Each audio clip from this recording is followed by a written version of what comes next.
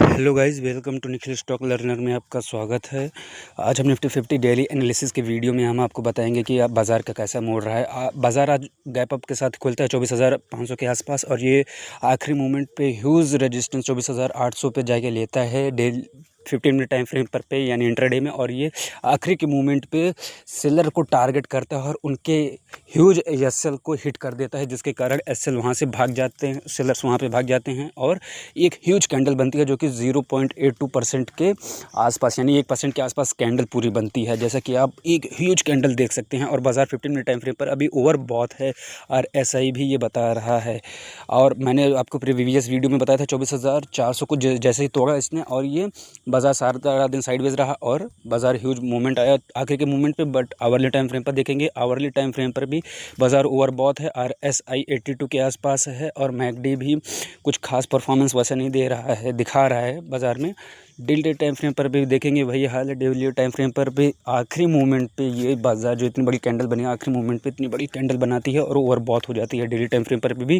और जैसे कि मैंने आपको बताया था 24,400 24,200 इन दोनों लेवल्स के बीच को तोड़ के जाती है तो ऊपर बाज़ार में थोड़ी सी बाइंग आई, जैसा कि आप देख सकते हैं। और बाद में स्टॉप लॉस हिट करता है सेलर्स को और बाय और सुबह में बाय कॉल या पुट के बायर्स को भी थीटा मिल्ट करवाता है, जैसे कि आप देख सकते हैं। वीकली टाइम फ्रेम पर जैसे मैंने कहा था कि जो मैंने दो लेवल्स आप यहाँ पे मार्क किए आप देख सकते हैं, इन लेवल्स को तोड़ा और ह्यूज बायर्स या बाइंग आई या ह्यूज मूवमेंट हुआ, चाहे थोड़ी देर के लिए ही, जैसे कि मैंने आपको बताया था, पर हुआ आखिरी के मूवमेंट पे हुआ। एक्सेप्ट नहीं कर सकते ऐसे मूवमेंट्स को, हम मतलब पकड़ नहीं सकते।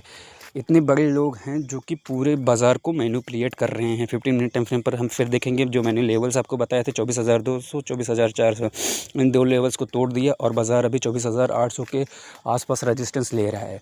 अब सिनेरियो ये हो सकता है 15 मिनट टाइम फ्रेम पर अगर कल खुलता है तो अगर ये यहाँ से खुला तो यहाँ से 24,800 से रेजिस्टेंस लेकर के आ सकता है 24,400 24,500 24,500 24,600 इन दो लेवल्स को ध्यान दीजिएगा। 24,500 24,600 15 मिनट टाइम फ्रेम पर अगर ये दो लेवल्स टूटते हैं तो थोड़ी सी मंदी, थोड़ी सी बियरनेस एक दिन के लिए आ सकती है। मैं ओवरऑल नहीं कहूँगा पर थोड़ी सी बियरनेस आ सकती है 15 मिनट टाइम फ्रेम पर पे।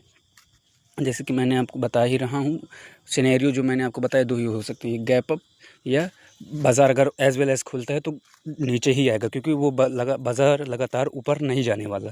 15 मिनट टाइम फ्रेम पर हो, चाहे आवरली टाइम फ्रेम पर हो, चाहे डेली टाइम फ्रेम पर भी क्यों ना हो। जो मैंने आपको लेवल्स दिए हैं उस पर ध्यान दीजिएगा। अभी हम 15 मिनट टाइम फ्रेम पर बने हुए हैं आपको ये बताने के लिए कि बाज़ार में क्या हुआ है। और डेली टाइम फ्रेम पर भी ओवर बॉथ हुआ है बाज़ार।